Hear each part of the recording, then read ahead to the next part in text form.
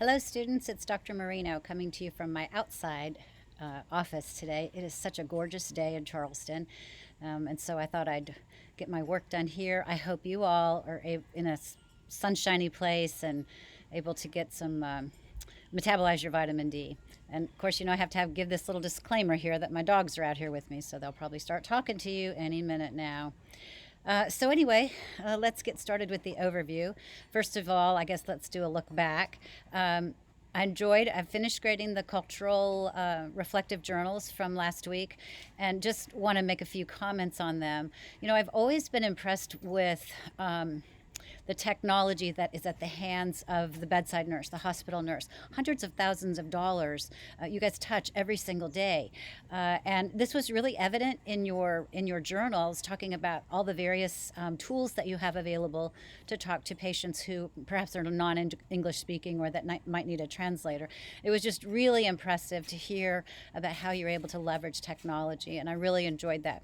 I've been out of the hospital for 25 some odd years, and the tools available to me in the outpatient ambulatory setting, not quite the same. I do have that 1-800 thing I can call on my phone, and sometimes when I would work in larger organizations, I might have a translator or, like, especially a Spanish speaking person maybe on staff that could come into the room with me and help me communicate more effectively. But anyway, it was very impressive, and I applaud you all for the efforts that you're employing to improve or enhance communications with people from select populations. I wanted to share with you, everyone always gets annoyed about having to record all this information about our patients, race, creed, language, and all of that. The background behind this is a federal mandate, a federal law, if you will, that we document the folks in our service population.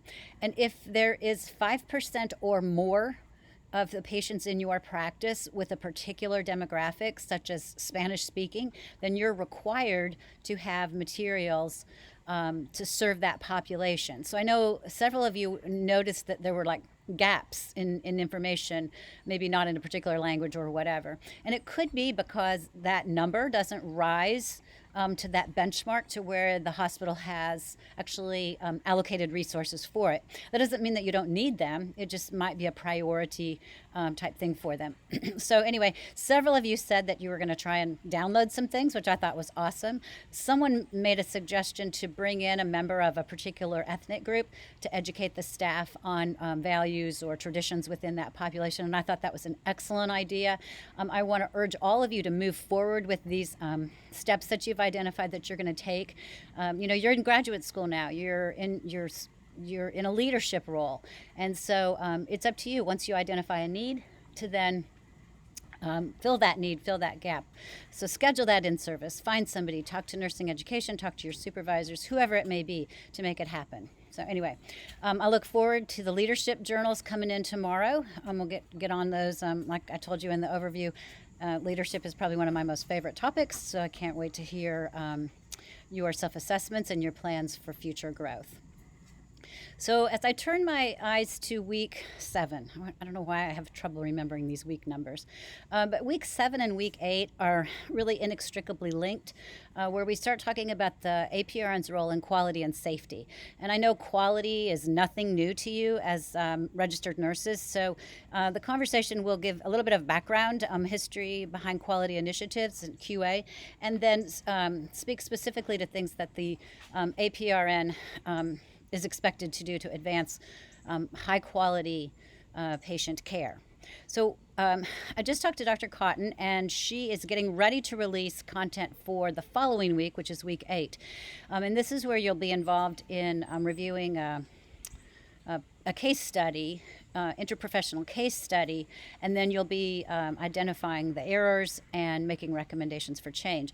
So that will require a look back at the content for this week, which are quality and safety regulations. So just wanting you to know, as you work through the materials this week, you'll be applying them next week into the assignment. There's no required reading from Blair this week, but there is a chapter from Donesco that's in the folders. There's a really nice overview from Dr. Emily Barnes. She graciously provided a lecture for us. And then a couple different links, attachments. And I've written some introductory comments on each one of them to help you understand how to use them and apply them in the assignment for next week.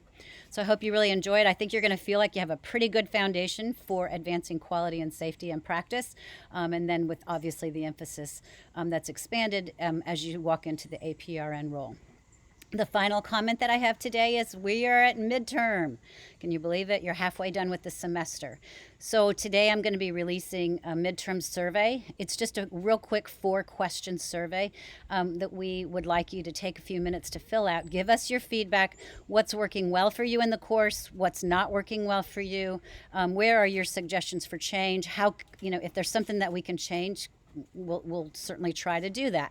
So please take care of the midterm survey. It'll be open 1 week, and then I'll post those results. Take care, everyone. Hope you're doing well, staying healthy and safe, and I'll see you next week.